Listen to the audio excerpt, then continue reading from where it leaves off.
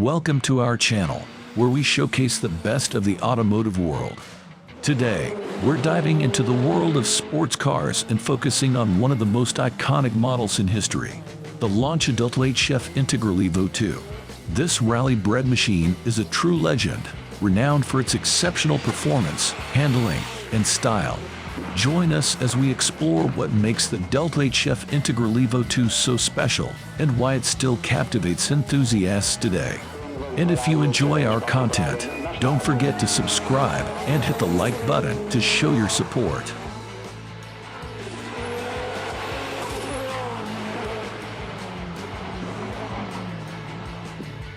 This is a 1993 Lancia Delta Integral Evolution 2, and it is simply the greatest hot hatchback ever made. Today, I'll explain why. The Delta was initially released as a regular Italian hatchback in 1979. In the early 80s, Lancia decided to make a more powerful version, which was called the HF and had 128 horsepower. Then came the 8-valve Integral with 182 horsepower, followed by the 16-valve Integral with 197 horsepower, the Evolution 1 with 201 horsepower, and finally the Evolution 2, the latest, best, most powerful, and charged version of this iconic car. You can't talk about this car without mentioning rally racing, as it's one of the most successful rally cars of all time, winning the World Rally Championship manufacturer's title 6 times. Subaru, which is well known for its rally team, has only won it 3 times in its history. Originally a road version of the incredible Lancia rally car, the Integral had all-wheel drive, huge extended arches, and other sporty improvements.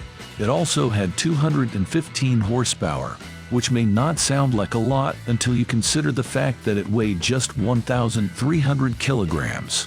Meaning it could go from 0 to 60 in 5.5 seconds, identical to the acceleration of a Ferrari 348 at the time. Imagine if the Ford Focus RS could go from 0 to 60 in 3 seconds and be as fast as the Ferrari 488. That's what that car was back then.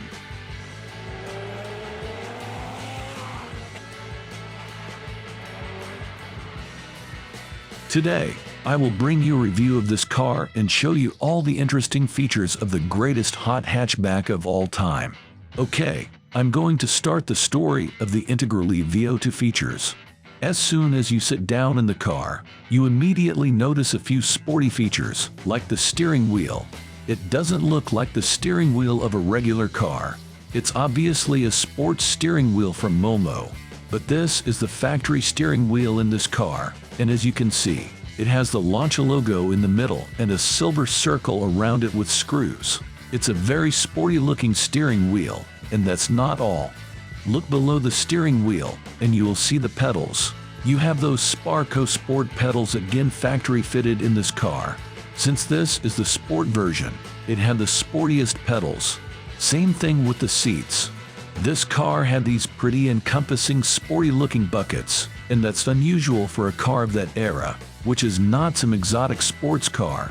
Just hatchbacks never had seats like that. Then in the 80s and 90s, but in this one, they're nice and snug there from Recaro. And the other sporty thing you can see inside this car is the gear lever.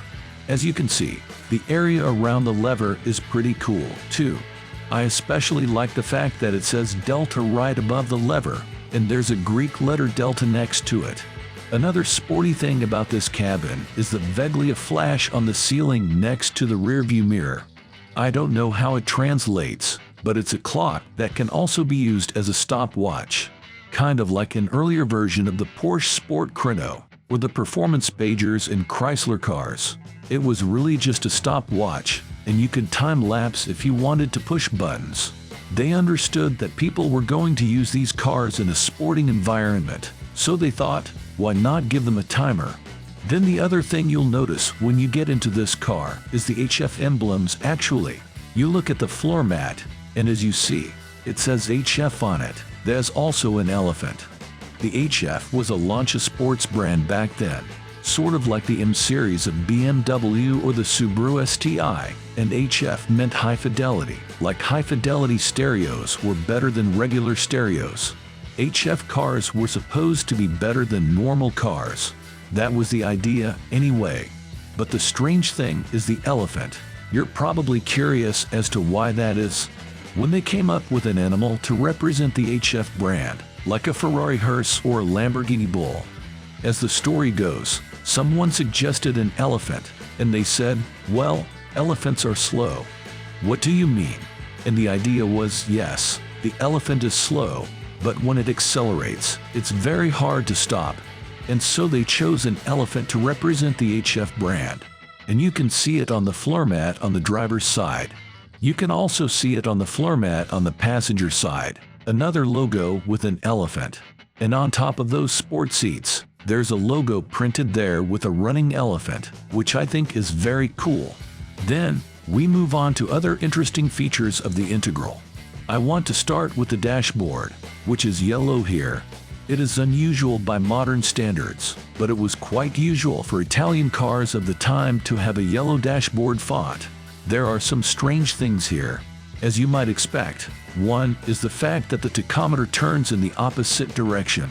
As you can see, here's 0, here's 90, and here I'm accelerating, and it turns in a direction you wouldn't expect, which is a little weird.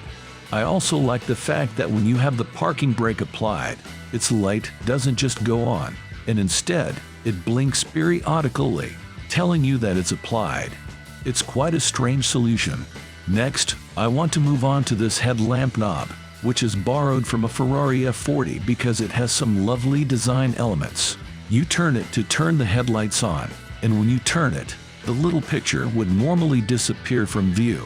But they took care to make a picture at each level of the turn so that you always know it's the headlight knob and know exactly what's working, whether it's just the parking lights or all the headlights.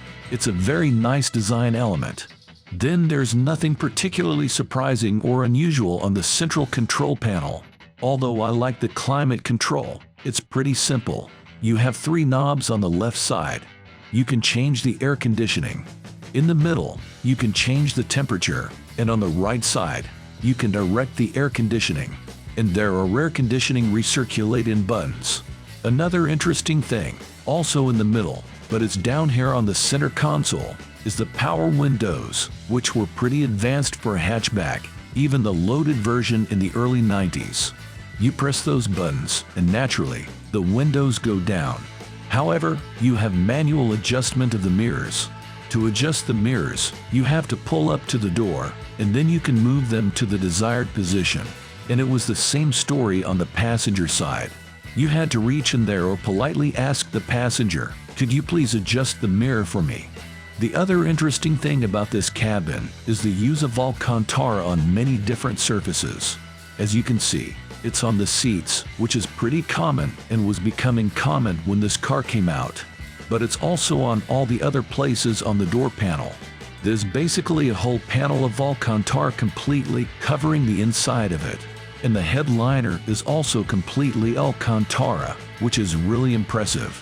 A lot of that material was used in this car, which wasn't often seen in hatchbacks or even in sports cars back then in the early 90s.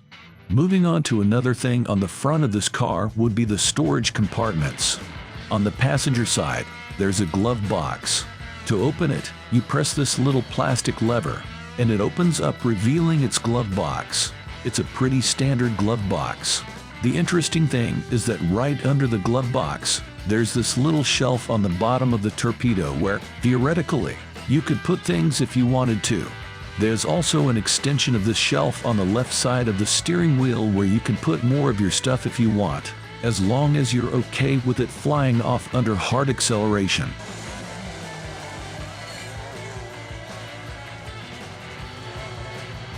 And that wraps up our coverage of the Lancia Delta HF Integral Evo 2. From its muscular stance to its all-wheel drive system, it's clear that this Italian powerhouse continues to impress decades after its release. We hope you enjoyed our deep dive into this incredible machine, and we look forward to sharing more automotive content with you in the future.